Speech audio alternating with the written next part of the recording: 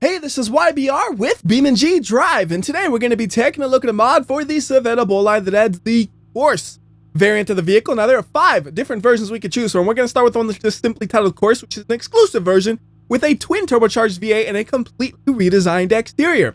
And that complete redesign makes it look a lot like a Ferrari F40. So I'm just going to rattle off all the things I see that are similar. First off, on the front, the way those headlights look, and then the shape of the hood. Over on the side, the wheels on this are custom ones that look very similar to F40 ones. And then over here, we have a little slot, like right on that front fender. You can see the tire through it right there. We also have the triangular air intake on the side of the vehicle right here. And then on the rear, we got the blacked out center, a big old wing, and then we have a center exit exhaust. And then the shape of the rear bumper is also similar to the F40.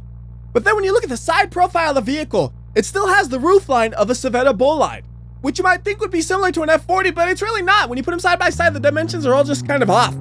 Anyways, we're gonna go ahead and drive this thing some. So the way this thing drives is like a little more understeery version of the 390 GTR. I think the suspension is based on the GTR, but the weight distribution is a little bit different, and then it's been tuned a little bit to compensate for that. And it feels like to me, it made it where it understeers more, so you're less likely to accidentally encounter oversteer like that. The transmission right there just almost bit me in the butt. It downshifted too soon and over-revved the engine hard. But what I'm saying is, this thing has more power than the 390 GTR, which is like the race version of the Bolide. So you want it to understeer less, so that way when you put the power down in the middle of the corner, you don't just fishtail out of control and crash. Anyhow, let's go ahead and fly for a bit. It has a big wing, it should fly great. Or not, if you just crash into a tree. And then we'll go ahead and take a look at the damage, although it's kind of hard to see anything when the car's upside down, so I'll go ahead and grab the mouse and move it around. I just see a tire flying in from nowhere on the left right there. Come on, upright, and not quite. One more grab. There we go. When we actually look at it here, it really does just look like a Bolide. Like, you have the door panel being different, but otherwise everything under the bodywork is Bolide. But if you go over here like the rear wing, yeah, that's F40-ish. Do we got any other body parts around here? Let's see. Oh, what's that over there? Is that a front bumper? Yeah, again, it looks completely different than all the normal body parts I'm used to seeing for the Bolide. So let's go ahead and reset this car. And you might have noticed this car does not sound like a Bolide, but it's also not using custom sounds. It's reusing the sounds from vehicles like K800 series, except it revs a lot higher, so it sounds like a different vehicle. Because when you're driving an ETK 800, you're usually sitting around 4,000 to 6,000 RPM when driving aggressively. And then with this thing, when you're driving aggressively, you're sitting between 6,000 and 8,000 RPM. And it just sounds different because of that. So I'll let you listen to how it sounds, just so you can get an idea what I'm talking about here.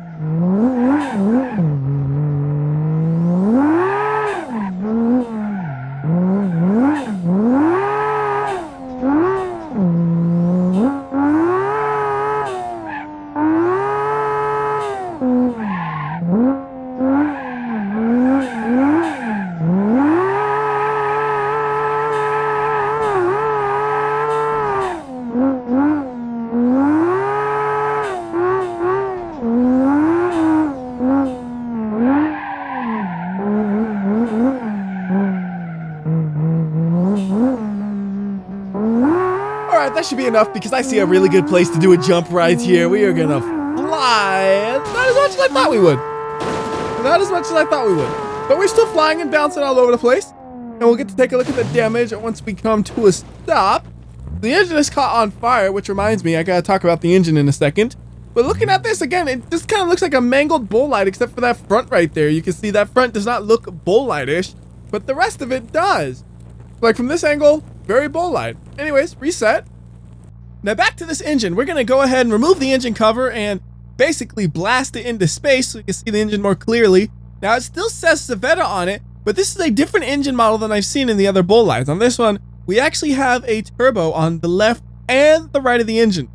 And then we have this beautiful intake setup where they're just all intertwining just a little bit, all the same length, and they just look beautiful as they do that. We also have what appears to be a tube that connects the gas cap all the way to the gas tank. And what that was interesting is I thought, wait a minute, does the regular Bolide have that? And it does not. Interestingly, the regular Bolide doesn't even have an apparent location to put the gas in. And apparently it's inside of the other Bolide. Get out of there. So you look around this thing, you think, okay, where is the gas cap? Absolutely nothing on the sides, okay. What about like on the rear, on the trunk or something over here? Nothing. Like, I have no idea where the gas cap is on this thing, but it's not where the other one is because it doesn't even have the tube that gets the gas to here. Although the gas tank is still in the same spot. Possibly even the same bottle. On this one, you can really clearly see the gas tank. And then on this one, get some additional cooling on top of the gas tank, because stuffing 2 turbochargers on an engine does make it run hotter because it increases its output. So we'll go ahead and remove the other bolide. And since this thing's already ruined, basically, because the engine cover has been launched into space, we'll just crash it real quickly. There's a great jump directly in front of where we start, so we'll just hit that like so. And let's see, are we going to clear the trees? Not quite. If we had a different angle, we might have been able to, but it just wasn't enough. We can take a look at the damage, and you see the engine actually held up exactly how you'd want it to. And then the rest of the car, well, it's mangled, but you would expect it to be mangled after that impact. So let's go ahead and reset it. Let's go ahead and grab a different version of the vehicle. So this time we're going to go with the Corse SL, which is the exact same vehicle, except it doesn't have a rear spoiler, which is apparently pretty rare. Only 3 versions of the vehicle are known to exist without the rear spoiler from the factory. I'm sure you could go and remove the spoiler from your vehicle and say, look how rare it is, except, there'll be really obvious holes in the trunk.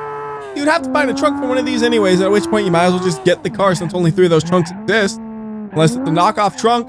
That just sounds funny to me. The whole idea of knockoff trunk for supercars being a thing that'll somehow increase their value. Anyhow, this thing drives, as far as I can tell, the same as the other one in this environment, because we're not really going fast enough to generate enough downforce for me to notice, I think.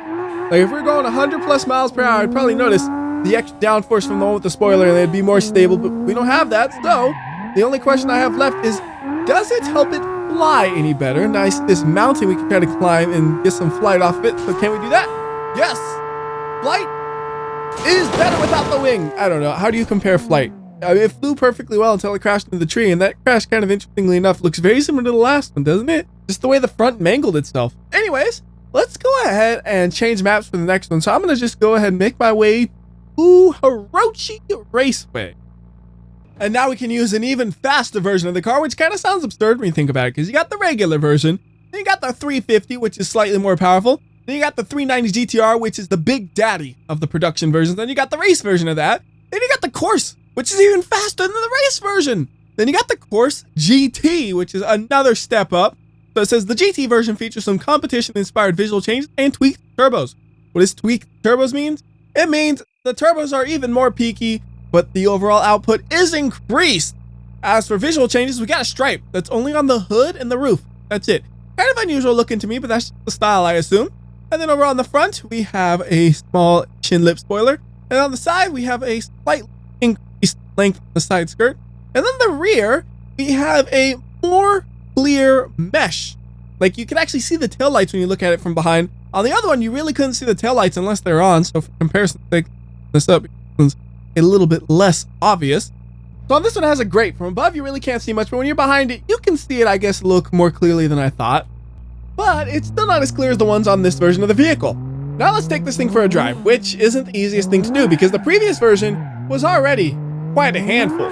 This one's even harder because the turbos peak even harder. So yes, it's a faster car, but you need to be a better driver to actually control it, which I really am not, as you see me sliding all over the place, barely staying on the road right there. I'll try not to do that in the future, but I know I'm going to fly off the road accidentally before I know it with this thing. It is a scary car to drive because it has like no assist or anything like that. That's one of those things where a 400, 500 horsepower car could be controlled real easily nowadays with all those modern electronic assists and stuff. But this car has no assist. It's just engine puts power to wheels. Wheels make you go. And if you accelerate too hard, you spin out. It's your fault.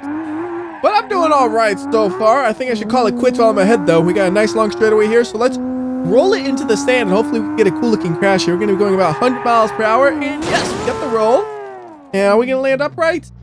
No, but as far as I know, this thing should still drive. So I'm going to go ahead and stop the engine and then pull it back onto the track. Now, I stopped the engine just so it wouldn't have it starving of oil, which it just did anyways. Work, it didn't. Okay, well, put it back on the track, and thankfully it landed there. Engine back on. And now you can see, does it drive good enough to actually continue? I guess. I mean, it's really poor, but I can control it enough. So let's crash in that barrier right there. And that just lost the wheel. And I think that's probably going to be the end of the car. Wait a minute. And we can still do something. Oh, goodness. I can't steer left. Maybe. We can maybe do something. That didn't go quite as well as I was hoping. Got to do a lot of steering to the left to try to keep it straight. And keep it straight enough to maybe hit a wall. at 40 miles per hour right here. Right into the wall. There we go. A little more damage. Not really significant because it was already so damaged. I will try one more impact, but if I don't notice a huge difference, we'll go ahead and stop driving the car. There's the last impact. Looks pretty much the same to me. Yeah, we'll go ahead and reset this car. And now let's have a really unfair race. So we're going to get my car, which is going to be the Corse Competition. It says this race version of the Corse is equipped with turbochargers that help the engine to get an output of around 700 horsepower to the rear wheels. And for reference, the Corse GT only has about 460 horsepower. So that's an extra 200 horsepower. Because of its handling difficulty, only highly experienced drivers got the chance to sit behind its steering wheel. And for some reason, also WhyBeAre got the chance, apparently. So we'll spawn this thing up, and then we're going to tell the AI to go whichever direction they want, and I'm going to toy with them with my much more powerful car. Well, what are they doing? Oh, what are you doing, AI? You tricked me. Oh, this is funny. They could actually accelerate faster than me out of a dig right there because I didn't do any sort of like dropping the clutch or anything. And I'm just waiting for the turbos to spool up right there. When I'm not in boost, we have nothing going for me. And then once you're in boost, look at this. Bye. Oh, no. What are you doing? That is so dirty. They literally just, oh my goodness. They actually just, wow. Wow, okay. Check out my boost going in right here. 100 miles per hour, just like that. Oh goodness, gotta slow it down. I can't believe them though. They just pit maneuvered me on a racetrack. They should be black flagged right there. Oh shoot. I mean, this thing, when the turbo kicks in, you gotta be on a straight line. Otherwise, you're gonna slide. All right, let's try to overtake this guy cleanly. Oh, I just heard something break though. What's that? Oh no! My front splitter. Oh no, the rest of my car. I slam into a wall because I'm looking at the splitter. I should mention though, there are some visual differences on the race one. You got the splitter, which, well, you can't really see it too well. Let me reset that real quickly. The splitter, which has some extra supports on it right there. The rear wing, which is more aggressive. And then you also have additions to the rear bumper to give you extra downforce to control this car at the high speeds it can go, I would assume, if there was a good enough of a straightaway. All right, what are they doing? They're slowing down. What you do? Are you gonna do a 180? Pfft, no, you ain't gonna do a 180. You just gonna crash into the wall. All right, that's enough playing around with the AI. Let me go ahead and actually try to race this thing. Here's the quick look at the two cars side by side. No, or not. The wall again. Yep, that's totally okay. All right. You just keep crashing into that wall. If that's what you enjoy doing, keep it up. Me, I don't enjoy crashing. It just happens. In fact, I usually try to make sure it doesn't happen, but that still doesn't work most of the time. Oh my goodness, Steve, just about crashed right there and right here. Every time we go around a corner with this thing, it's like almost crashed. Can I get one corner where I don't feel like I almost crashed? Let's see. Yes, that felt like I wasn't about to crash. Although, oh no, nope, yep. See, that's what happens. You think, oh yeah, I'm not gonna crash. I'm a good driver. And then before you know it, you crash anyways, even after you exited the corner, and then your car pulls to the side, so you gotta go ahead and reset it. That way you can have a car that goes straight, because with this powerful of a car, you need a car that goes straight. Because you can't control it when it drives straight. How are you gonna control it when it doesn't drive straight? All right, so we're gonna try to do a little bit of good driving this time, for real. We're going around this corner. That was a decent execution of the corner. And we're gonna try to fly through the rest of them. Looking pretty good. Oh, a little too deep into that one. I don't think it did any serious damage. I think it just kind of got the front splitter caught in things. Not about to look right now though, because I gotta focus on this corner. Look how fast we can go on this straightaway though. We can go up to 115, 20 miles per hour before we need to slam on the brakes, because I am not about to enter the corner at those speeds. That would be insane. Now 70 miles per hour, that's a pretty decent speed to enter this corner. And actually go through the whole corner. Looks like the AI is still there, so let's end this with a bang. And by with a bang, I mean let's just slam into the AI and see what happens here. Try to get some slow-mo, get a good camera angle. That's a bad camera angle. There's a better camera angle. Hopefully something interesting happens afterwards. Yes! Haha! Now that's interesting. It actually popped into the air. Oh, good. I would have been really disappointed if the crash just ended right there. And that's gonna do it for this video. So, until next time, this has been WhyBeAre. I'll see ya. Hey, where you going? Stop. All right, I'll see ya.